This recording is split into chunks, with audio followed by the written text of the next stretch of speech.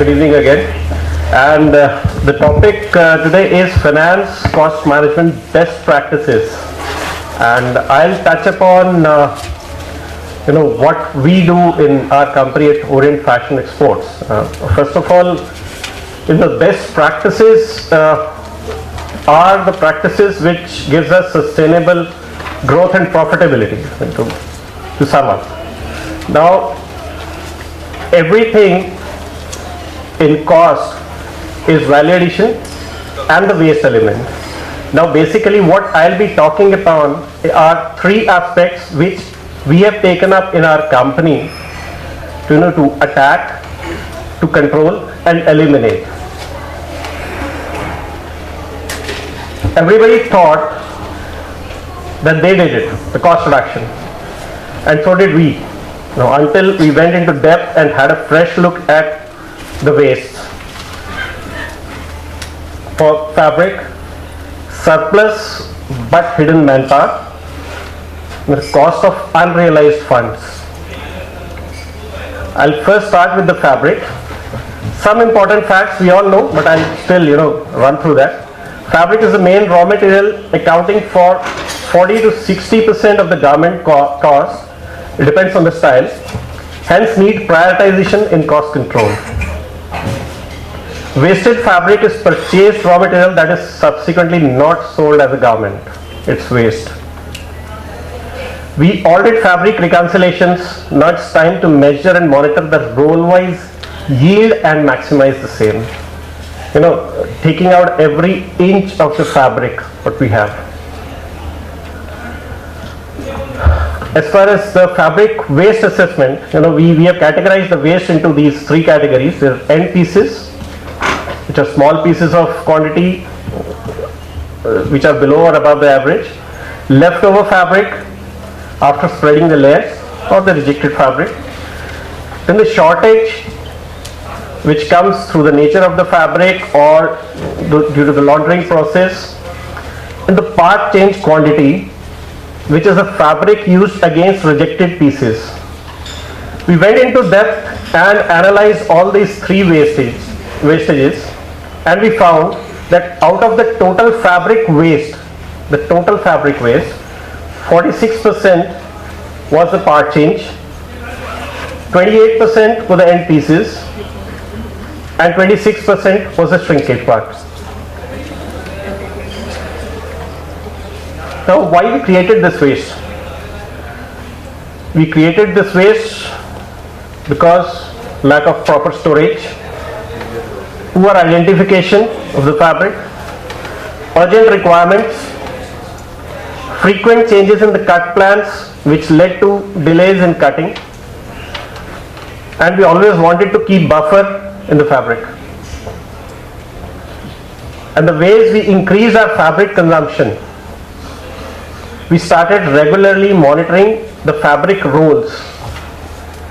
We generated the roll-wise data of the fabric. We use single piece markers if required. Consume all possible end pieces quantity on increasing the shipment quantity first. Jitna bhi maximum ship kar sakte hain, let us use it for that.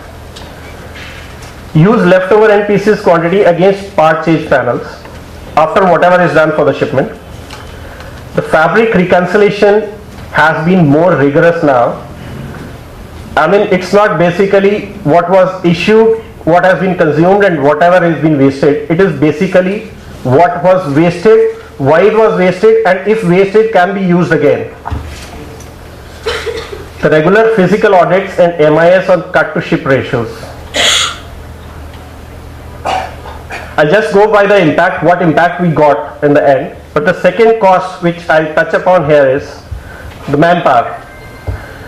And some of the important facts we know, but still, it accounts for almost 18 to 25% of the conversion cost. Sorry, the garment cost. The conversion cost per se, it is almost 80% of the conversion cost. Manpower cost control does not mean reduction of workforce. Does not mean reduction of workforce, I'll reiterate. It is basically assess the workforce requirement as per the product requirements and don't follow the man-machine ratios applicable to others. You know your industry better than the others. Production is always short of manpower.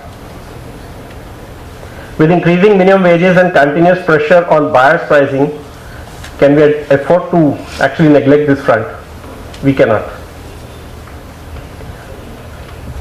How we used to target our manpower requirements, we had past experience. We had existing man-machine ratio data, the man-machine ratio of other players in the industry, and as the factory demanded, we used to cater to the manpower requirements. But the new way, when we started to look at it is, we actually bifurcated the manpower requirement into SPT based and the style based and non-style based. We assess the right SPT of the style for the throughput. I'm not talking about stitching only. I'm talking about the throughput, which includes cutting, stitching, finishing. So assess the right SPT of the style for the entire throughput, balance the throughput right. Map right people against the operations in the style, that is style based. Balance of the workforce, which is non-style based, is basically for logistics or for administration. That is what we have shown in the manpower mapping also. We categorize it into direct workforce and indirect.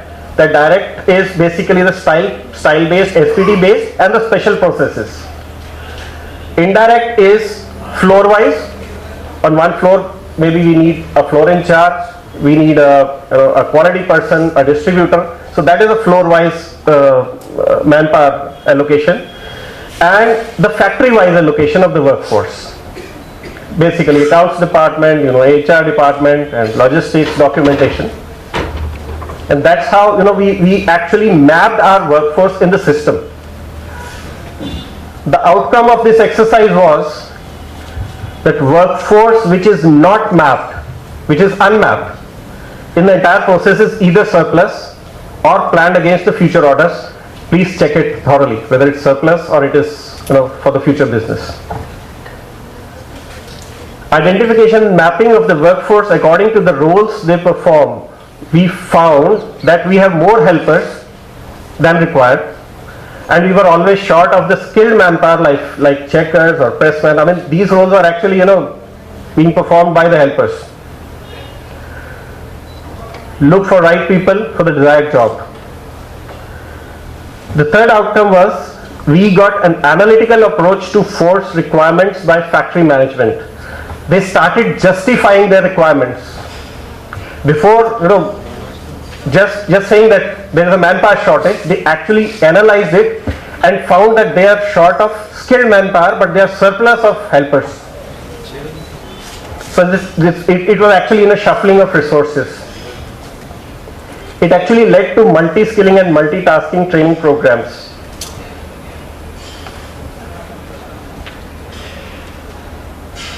I'll go to the third cost which we actually went through, was cost of unrealized funds, basically due to negligence or due to delays. Now some important facts which I'll run through are: realizing export proceeds in time is as important as sending shipments in time. Every buyer and every receivable has a trigger point to release the payment.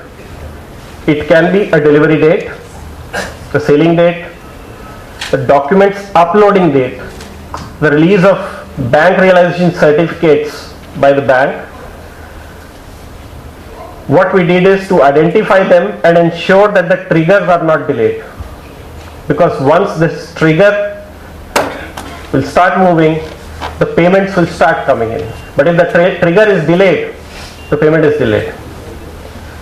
What we found was that documentation department's focus was more on sending shipments in time, and monitoring of the triggers was not on their priority agenda. I'll just share you what we got out of it. One of the examples, how we analyzed it. I take an example of 100 crores of document. And by and large, on an average, we have export receivables of drawback, of focus market, of service tax refunds. On an average, it comes to somewhere around 8%. So in totality, 108 crores worth of receipts. If I have a 10-day delay, and if my rate of interest is 12%, I'm actually spending 35 lakhs 50,000 on it. If the turnover is more, we can simply multiply by 100. And this delay was basically we were receiving the documents late from the forwarders. The documents were held back due to negligence in the office. Kal jama kara denge. Documents received and not lodged by the bank same day. Bank ने लेके रख लिया, कल कर देंगे. Delays in receive of BRCs by the bank. हमारे पास staff की कमी है. This is a bank response. हम नहीं कर सकते. And we saw that the delay was more than 200 days.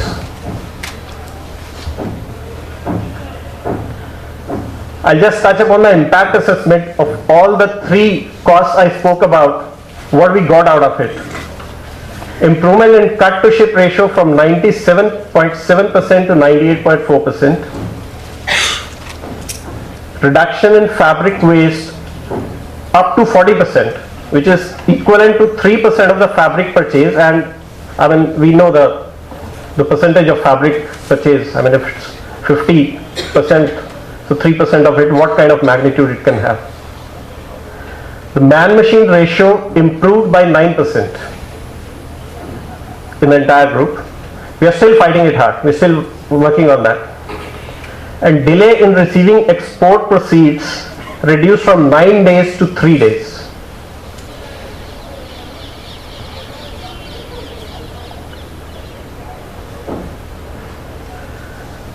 So basically, to sum up, so the best practice is what we follow. Generate the data activity wise.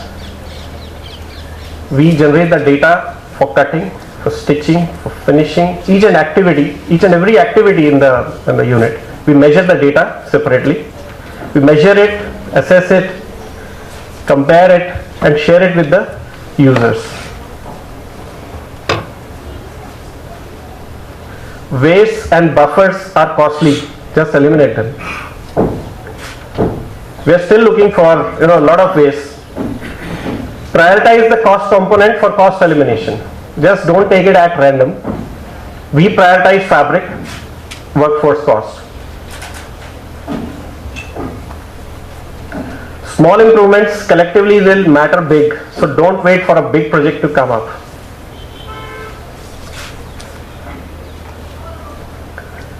There is always a lot of scope left, even if we have reduced the cost. We thought that we were very good in fabric consumption. We were monitoring it. Despite of that, we have reduced 40% of wastages. Just reanalyze it, look it from another perspective. You will definitely find something. To just do away with this, चलता है या एक दिन में क्या फर्क पड़ता है attitude, as sum total of this can be very big loss.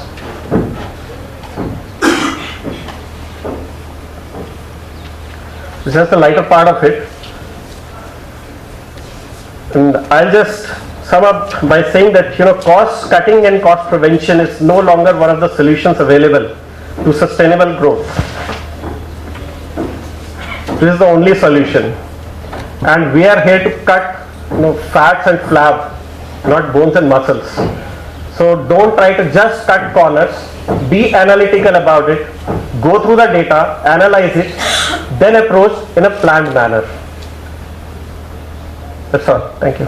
Any questions to Manish, or should we move on to the next presentation, or would like in the end, or should we, if anybody has some questions on his presentation, we can take the questions now and then move to the next. Of course, it is true that penny saved is penny earned, but in the fiercely competitive world, today, is it enough to take a lead over your competition? We have to begin somewhere. We cannot just wait for our competition, because we are actually in an unorganized market where we as such don't have much of data available, the published data available. Even the data from competitors one may trust or one may not trust. It is basically evolving yourself, reanalyzing, revisiting every point, and then hitting it. It's not just because my neighbor is, achieving 1.5 of man-machine ratio, I need to go to 1.4, because the product may be different, entirely different. I cannot actually do that. I know the plus, the minuses of my production capabilities, my customer. I have to act according to that. So that's what we have started doing it. We are not benchmarking ourselves against anybody else.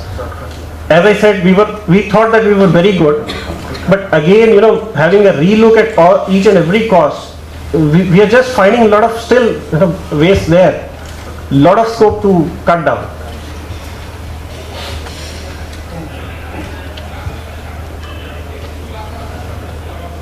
And Mahesh, one of the aspects you touched upon in your presentation was the finance costs. And one of the aspects you mentioned was the delay from forwarder in getting the documents. Anything you have been able to work there, because yes, it's a practical problem because of the customs and everything involved. And at the end of the day, your payments are linked to the document. It's something which you have been able to achieve. We have actually, according to communication with the forwarders, in our system, we have inbuilt the trigger points. And we actually keep on feeding them that, any one single day of delay from your point is actually costing me so high. So giving that, financial figure to them, that hits them hard, rather than I'm getting hit on it. Okay. So it is basically, sharing that information that, one day of delay is costing me so much lakhs. Where's the delay? आप बता दो, अगर आपको लग रहा है कि कोई practical problem है, where we can help, maybe हमारी documentation से कोई problems है, or if there is a negligence on your part, then you have to be upright there. So it has actually helped a lot, and not only forwarders, we have actually been sitting in the banks to get our BRCs received, released. There is a lot of communication going back to the banks also. Why this delay? They said हमारे पास staff नहीं है. We said okay, we'll make our person sit there. Then they actually got ashamed and they started releasing. But on average, how many days you are waiting from the forwarders to get your documents from the expiry date? Basically, it is somewhere around 10 to 12. That much of time. So any scope, any basically the process which can be improved to just because of the government customs requirements or forwarder requirements? There are a lot of issues even they are facing, and we have been bringing that up to the forums, different forums. But yes, we were earlier at 16 to 17 days, which we have actually brought it down. Great. Anybody else? So how you are able to cut your export receivable ratio from 9 to 10 days? That's what I said. We were receiving documents late from the forwarders. Even एक दो दिन हमारे drawer में ही पड़े हुए थे, because we never had this kind of data generation.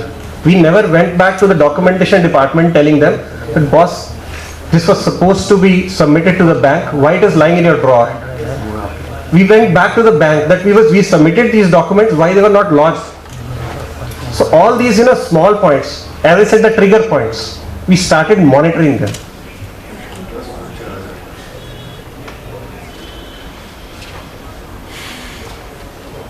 Move on to Let me add to what Manish has said. I think it's extremely pertinent. So what we have done in Orient Craft is to actually draw a TNA for each individual and for each activity. So the system will actually trigger off.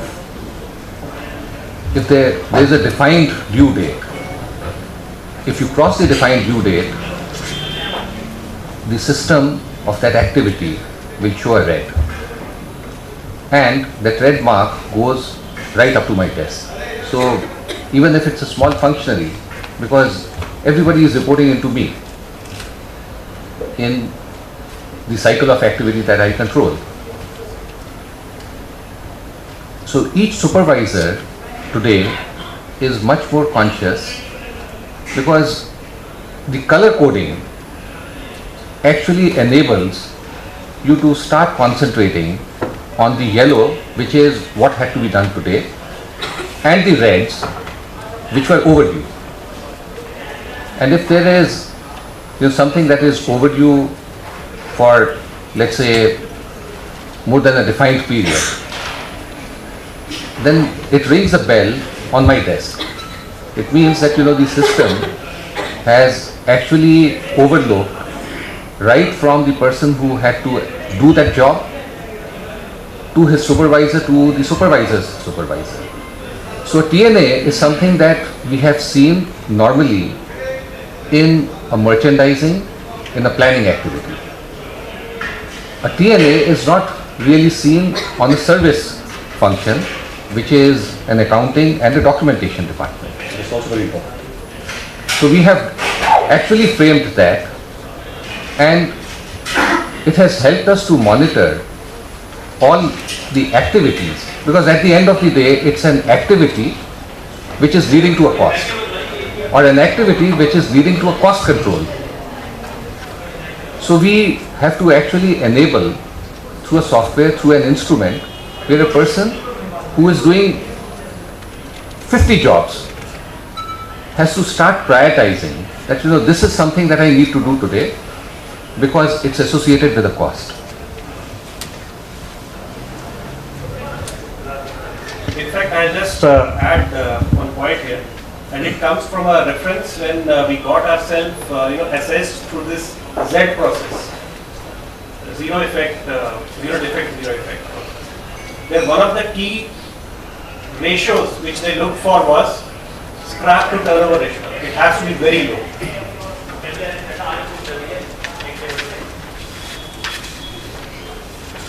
That is one of the key areas they were actually assessing, and they went into depth for that particular ratio. So just for awareness of the house. Great.